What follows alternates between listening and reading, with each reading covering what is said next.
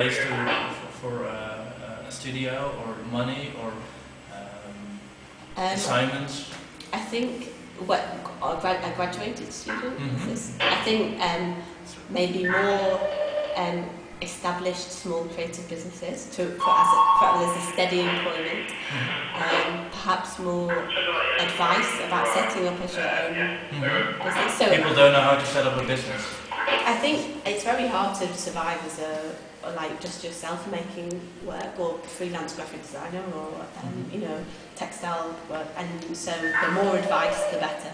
And I think that can come through the universities. I didn't study in Liverpool, but I know that my university was great, but they didn't give you massive amounts of careers advice. They just said, go away and be an artist. Right. You have to survive. We're familiar with that kind of advice. So, I think space and collective space, not just for visual artists, but also for creative businesses. So maybe creative business sort of centres where people can just rent, sort of low rent, which is quite available in Liverpool because it's quite cheap. Yeah, a lot of buildings, like this one. Yeah, a lot of empty buildings. So I suppose advice and maybe small business loans and space and enthusiasm.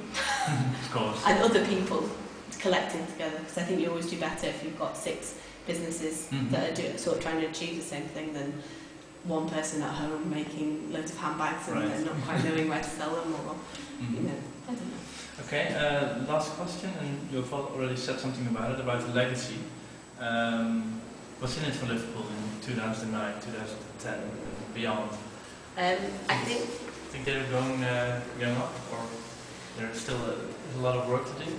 I think I hope that the people that have come this year because of House of Culture have realised that there's a lot more to Liverpool than people realise, because Liverpool's had quite a bad reputation for being quite rough and quite run down, and there's areas of Liverpool that are very deprived and need a lot of work, but not just going in and changing everything, working with the people that are there. But I think the people that have come in and seen events and galleries and things like the Biennial have realised that actually Liverpool is quite a beautiful city and there's a lot of culture. Was an eye-opener for yourself as well? Not this year, because I realised previously, but as a child I grew up an hour away, and Liverpool was always like, Liverpool's not really? great, don't go. And then I started coming when I was at university, and I realised that it was a great city and it had lots of art. So I think more people will have realised that and they'll come back. So that would be good for creative industry and for the museums and for the place as a whole. But I also hope that it benefits the people of Liverpool that have lived there for the generations, because I think sometimes they get forgotten. Like, it's all about trying to get people in to spend money.